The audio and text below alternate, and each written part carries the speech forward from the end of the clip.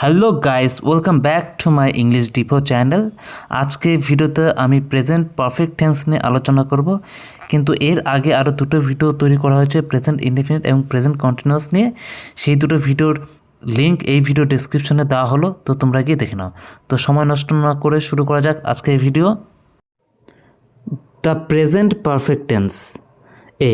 This tense is a mixture of present and past. এই টেন্সটি হলো present অর্থাৎ বর্তমান এবং অতীতকালের মিশ্রণ। At the time of speaking the action is already complete in the past. বলার সময় কাজটি ইতিপূর্বে সম্পূর্ণ হয়ে গিয়েছে অতীতে, অর্থাৎ যে কাজ সম্পর্কে বলা হচ্ছে সেই কাজটি বলার আগেই ইতিপূর্বে কাজটি হয়ে গিয়েছে। It always implies a strong connection with the present, though action took place in the past.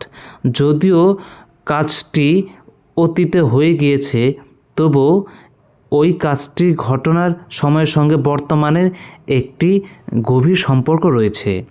Generally, the following adverbs and conjunctions are used to express the preceding action. সাধারণত নিম্নলিখিত যে অ্যাডভার্ব এবং কনজাংশন অর্থাৎ সংযোজন আছে সেগুলো পূর্বে হয়ে যাওয়া কাজকে প্রকাশ করতে সাহায্য করে বা ব্যবহৃত হয়। For example, ever, just, recently, already, yet, till, so far, of late, lately, before, by the time, after ইত্যাদি। Just is used in the sense of already. Just already মানে হিসেবে ব্যবহৃত হয়, অর্থাৎ ইতিপূর্বে মানে একটু আগেই কিংবা সম্পূর্ণরূপে ইতিপূর্বে শেষ হয়ে গেছে, এরকম একটা ব্যাপার। Other meanings of just are now and exactly. এবং জাস্টের অন্যান্য মানে হচ্ছে এখন এবং যথাযথভাবে বা ঠিকভাবে বা নির্ভুলভাবে। উদাহরণ দেখি। 1 number, I have just scene that film. আমি এইমাত্র ছবিটি দেখে ফেলেছি। 2, I have already had my breakfast. আমি আমার সকালের খাবার ইতিমধ্যে সেরে ফেলেছি।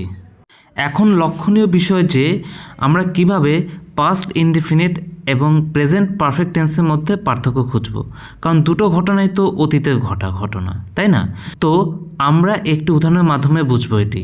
যদি বলি যে আই হ্যাভ ইটেন, আমি খেয়েছি, তো এর মানে হচ্ছে যে তুমি একটু আগে খেয়েছো, খিদে পেয়েছিল তাই খেয়েছো, এখন আর খিদে নেই। কিন্তু এটাকে যদি বলো যে আই এইট, আমি খেয়ে ফেলেছি, এটার মানে এরকম, যদিও এখানে টাইম নেই, এটার মানে এরকম যে তুমি খেয়ে ফেলেছ কিংবা খেয়েছিলে, এখন দুপুর বাজে, তো তুমি সকালে খেয়েছিলে, এখন দুপুর, এখন আবার খিদে পেয়েছে, আমি আবার খাবো। ঠিক আছে, এটাই পাস্ট ইনডিফিনিট আর প্রেজেন্ট পারফেক্টের মধ্যে পার্থক্য। অর্থাৎ প্রেজেন্ট পারফেক্ট টেন্স সেই ধরনের ঘটনাকে বর্ণনা করতে ব্যবহার করব যে ঘটনার ফল এখনও বিদ্যমান রয়েছে। 3 নাম্বার হচ্ছে এভার, মানে হচ্ছে অতীতে যে কোনো সময় এবং সব সময়, অলওয়েজ। 4 নম্বরে সো ফার, ইয়েট, টিল, এগুলোর মানে হচ্ছে আপ টু নাও, এখন পর্যন্ত, আপ টু দিস, এই পর্যন্ত ইত্যাদি। এটা নেগেটিভের সময় আমরা ইউজ করব। অফ লেট, লেটলি, যার মানে হচ্ছে রিসেন্টলি, অর্থাৎ বেশিক্ষণ আগে নয়, এই সবে মাত্র। আর এটা শুধুমাত্র প্রেজেন্ট পারফেক্ট টেন্সের সময় ব্যবহৃত হয়। B, present perfect plus point of time equal to simple past. ধরো অতীতে কোনো একটি ঘটনা অতীতে কোনো নির্দিষ্ট সময়ে ঘটেছিল, তাহলে সেটাকে আমরা প্রেজেন্ট পারফেক্ট টেন্সে লিখতে পারবো না, কারণ ওই পয়েন্ট অফ টাইমের জন্য সেটাকে আমাদের সিম্পল পাস্ট অর্থাৎ পাস্ট ইনডিফিনিট টেন্সে লিখতে হবে। It should be noted that point of time in the past indicates that, এটা উল্লেখ করা উচিত যে অতীতে কোনো পার্টিকুলার সময় অর্থাৎ পয়েন্ট অফ টাইম নির্দেশ করে যে action took place at a time in the past. কাজ বা ঘটনাটি ঘটেছে বা হয়েছে অতীতের একটি পার্টিকুলার সময়ে।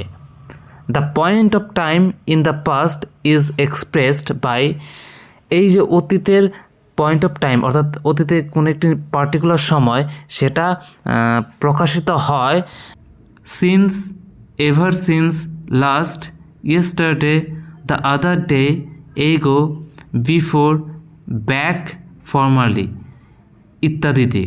তো উদাহরণ হিসেবে দেখি 1 number, she has returned 2 days এগো বা বিফোর।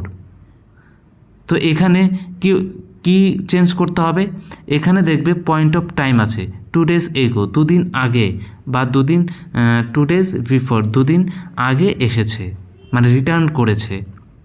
তাহলে এটা কি আমাকে প্রেজেন্ট পারফেক্ট টেন্সে লেখা উচিত না, পয়েন্ট অফ টাইমের জন্য এটাকে আমাদের পাস্ট ইনডিফিনিট লিখতে হবে, তাই হ্যাজটাকে উঠিয়ে দিতে হবে।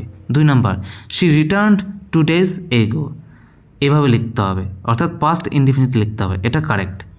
2 নাম্বার কারেক্ট, 1 নাম্বার ভুল। C, present indefinite plus time expression equal to present perfect, অর্থাৎ প্রেজেন্ট ইনডিফিনিটের সঙ্গে যদি আমরা কোনো একটি টাইম এক্সপ্রেশন লাগাই তাহলে সেটাকে আমাদের প্রেজেন্ট পারফেক্ট টেন্সে লিখতে হবে।